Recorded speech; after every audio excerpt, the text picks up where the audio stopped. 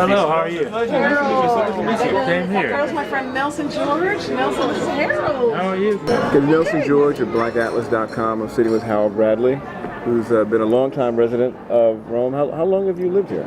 Never seems a long time. It seems everything seems short times. I understand you were an NFL football player in the 50s. But I did 5 years in the NFL. 4 with Cleveland Browns and 1 with the Philadelphia Eagles. Jim Brown came aboard. Oh, you were there when Brown first came in? Yeah. Wow. So you're a Chicago boy. You're a football player, played at the highest level of professional sports there, Right. and then After my retirement, I planned to go to Europe because I liked what I was reading in my art history books Right. about Italy and Europe.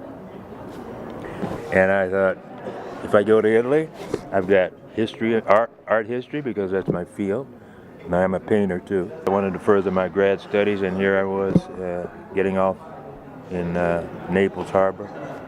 Took the train to Rome to join a friend of mine, a painter. I was doing my, GI Bill bit. Sure. That gives you a little bit of spending cash. Spending cash, okay. And I had my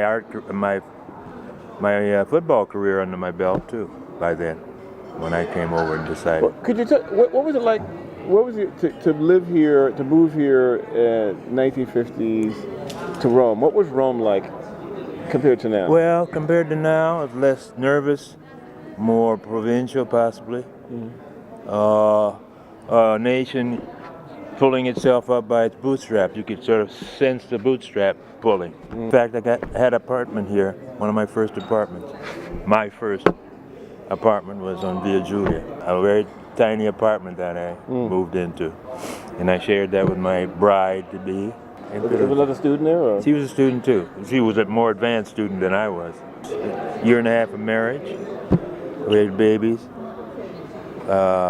First year, so that's, a black guy walking around with a buggy, pushing a baby, and a brunette woman looking very Italian, my wife. She's German, born in Berlin, and spoke English. We tried to speak Italian all the time. We spoke English to our children, and so they would have a way. I spoke English to the children. She spoke German to the children. Wow. So they could have 3 languages going. Wow. How many kids do you have? 3. 3. Yeah. And they were all raised here in Italy? All raised here in Italy. If I was going to ask you, why should an African American visit Rome? What would you say? Oh, there's all kinds of things going down.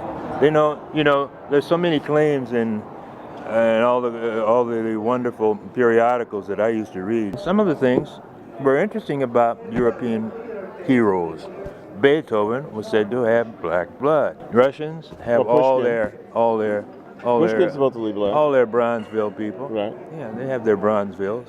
So you They just feel keep like them quiet. there's just a lot of undercover black history. Yeah, you betcha. And I find out that's true even in Rome. But that the Roman black people don't do too much about it. Right. So I said, Harold, why don't you do something about it? So I started, inquiring around. Who were the singers? Who was this and who was that? And when I got to Italy, this is the place to music, man. Right. These people, everybody sings, And they say, hey, man, you're black. You got to be singing something. Yeah. Come on, let's have it. Would you, Mr. Bradley? And I couldn't say no. And I said, well, why not do that? That was Old Man River. Old Man River. That's the only tune I had the words down pat to. Right.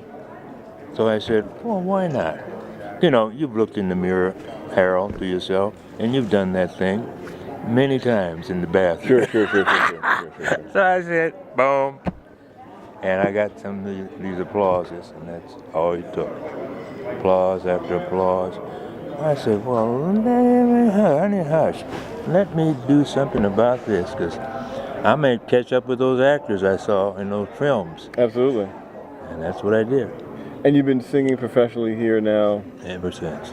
So you also sing at a club in Rome that sounds a lot like a famous club from Harlem. One of the clubs I've been singing in is Cotton Club.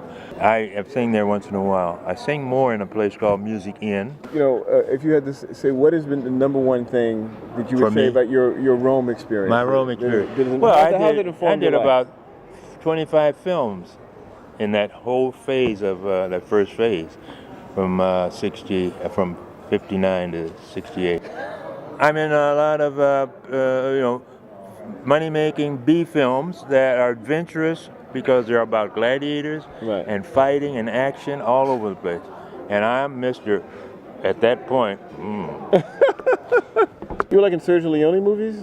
Some of those? no. Not the No, I spaghetti didn't westerns. I got one spaghetti western, but it wasn't a Sergio Leone. Right. And I would have loved to, but sometimes I worked with agents and Right. sometimes I didn't. But if I go see Cleopatra, You could see me close to Liz Taylor in Barack- one of the roles. I had about 4 or 5 roles in Cleopatra. you had 4 or 5 roles. They went to- Because you get lost. You get lost there. Right. You got the Pharaoh's soldiers. Right. You got you got dancers and wine bearers all over the place. And I had 4 or 5 roles. You got general. I was a general man out there when the troops were there. The Egyptian troops were marching in Rome. I had at least minimum 4 roles. Got paid nice. So what we should be doing is Stipend. get our DVD player and have the pause button ready. Yeah. Well, that was Nelson George with Howard Bradley here in Rome talking about his life in the Eternal City. Part of it. Part of it. Okay, his life in the Eternal City. Not the whole thing, baby. Little. Just pictures. I know. I got like 5 seconds of it. Come on. Now. No. I very much appreciate I it. appreciate it. Believe me.